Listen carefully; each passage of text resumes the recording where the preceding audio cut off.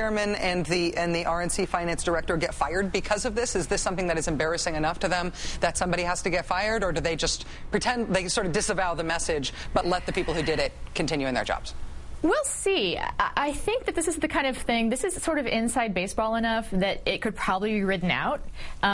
If, however, it becomes something that, you know, not just you, but also Jon Stewart and Jay Leno, and if it becomes kind of a meme, which I think it has a chance of doing, then it could really damage them. But for right now, I think this is as damaging to the Republicans as the threat of reconciliation is to Democrats, which is to say, people are not paying that close attention right now.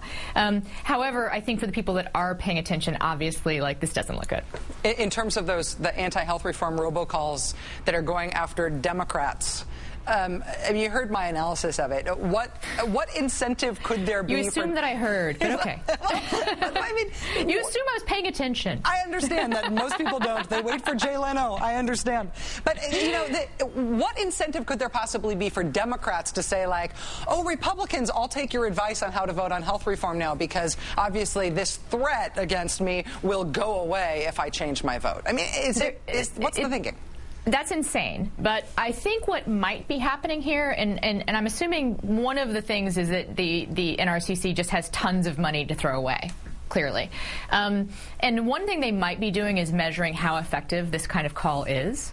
They might have polling that they did prior to the call, and then they'll do polling after the call. And they'll see what kind of percentage they'll get conversion from this. That, I think, might be what's happening, although it seems like it's a pretty expensive and showy and silly-looking way to do it. Red alert! I don't know. Red alert! Red alert! Follow us. We're panicking. Luckily, the Scooby Gang is coming. Yes, so. Exactly. But they're evil, I think. Yeah, it's very confusing. Marie Cox, Washington correspondent for GQ magazine.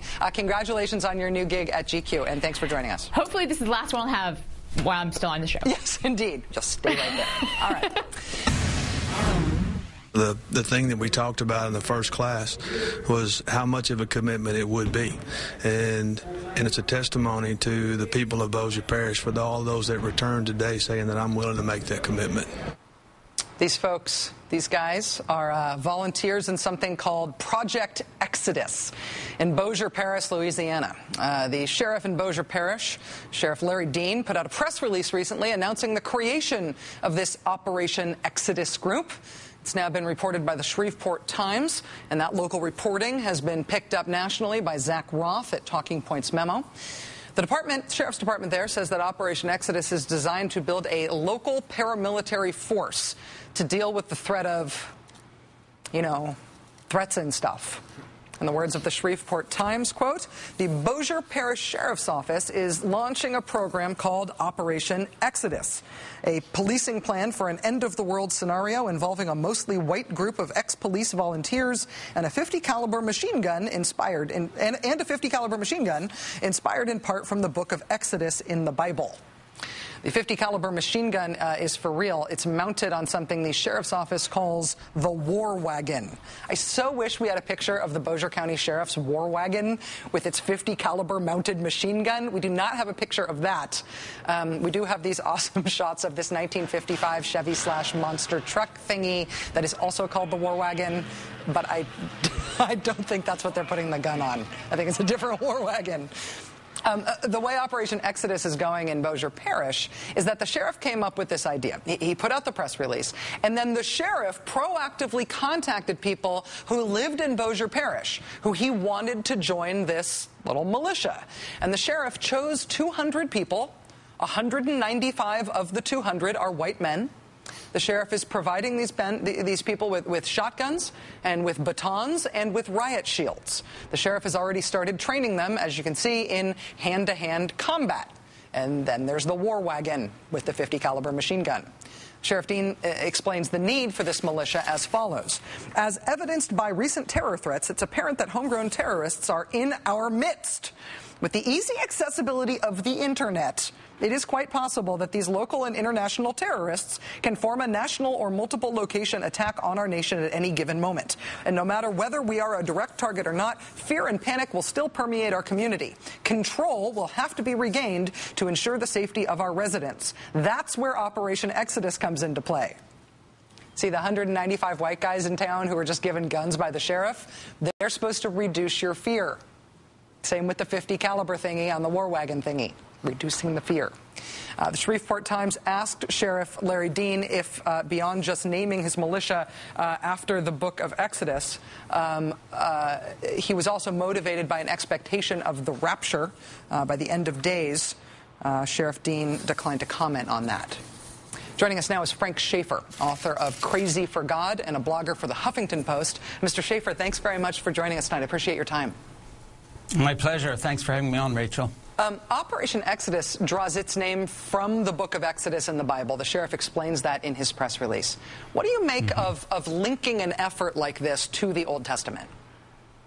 Well, it's kind of symbolic because the story of Exodus is the Jews, the people of God, fleeing an unjust ruler. So obviously it's a backhanded comment about the United States government, Barack Obama, what have you. And in my mind, it links up with these sheriffs who at the CPAC meeting a couple of weeks ago took an oath to break the law and not follow orders if they don't like what they're being told. Really what this is just another evidence of the fact that there's a right-wing fringe in this country, sometimes tied to militia movements, sometimes tied to the religious right that I write about in my book, Crazy for God, sometimes just loonies, who essentially have given up on the United States government. And let me just add, as the father of a United States Marine who served in Afghanistan and Iraq, I don't take kindly to looking at a bunch of old white guys about my age with pot bellies grabbing 50-millimeter machine guns and putting them on pickup trucks to look like the technicals, as they used to call them in Somalia, that a bunch of terrorists run around in,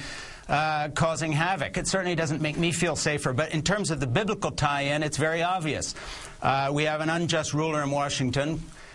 We don't believe in the system anymore, and we're being called to another place. I don't know where this is, maybe Florida or somewhere, but these guys certainly aren't going to make anybody any safer. They're just, you know, going to be in a big gun club and doing their thing with some biblical expectation that they're somehow serving God by doing this or fighting I don't know what. It isn't terrorism they're fighting. They're just putting together a little militia group here to flee the rulers they don't agree with, I guess, and kind of the Dick Cheney America. You know, we've given up on our government protecting us. We say the president is not doing his job, so we give a 50 cal machine gun to some old white guy on a pickup truck and some shotguns to some good old boys, and I guess they'll take care of it. Well, you know, it's the name of this group, the sheriff explaining that he named it Exodus because of the book of Exodus, is one of the things that most caught my attention about this, made me most want to talk to you about it.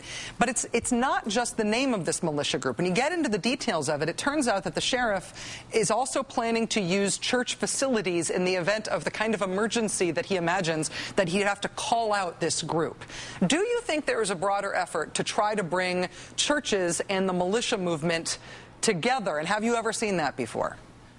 Well, absolutely. Look, as you know, because you've read my book, Crazy for God, which is this story about how I came out of the religious right and changed my mind, and why I did that, you know, ever since the 1970s, the link between the far right, the religious right, the loony right, and churches involved in everything from the anti-abortion movement to the secessionist movement to the Christian school movement, the homeschool movement, the Reconstructionists who believe we've got to impose Old Testament law on the United States.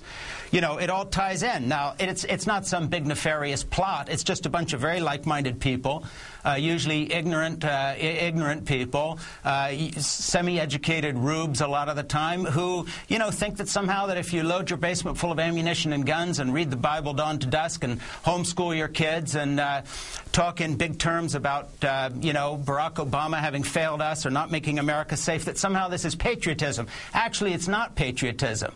What it is a vote of a lack of confidence in our military and our police. Look, we have institutions to take care of national emergencies. They're called fire departments. They're called the United States Marines. They're called the CIA and the NSA.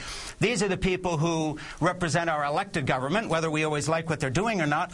If 200 people have to arm themselves, basically what they're saying is we don't believe in the United States anymore. We don't believe in the military anymore.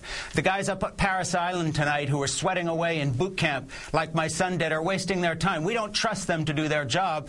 And so, you know, we'll get some crazy old white coot on a pickup with a 50 cal machine gun cruising his neighborhood to do God knows what.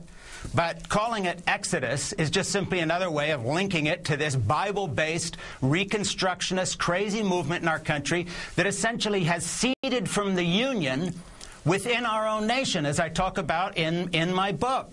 We have a bunch of people who don't believe in America anymore, and the odd thing is they wrap themselves in the flag, call themselves patriots. And, you know, this is just crazy. And, of course, it fits in with this larger trend that you see, for instance, with the Blackwater people, who are a private army run by a Reconstructionist fanatic Christian guy who have gone all over the world working with the CIA, but not under the control of the real government. Well, this is just sort of the Rube version of that on a smaller scale, but it's part of a larger trend, and it bodes very ill for our country and our democracy, all joking aside. Frank Schaeffer is the author of Crazy for God. Sir, thank you for your time and your insight tonight. It's always a pleasure.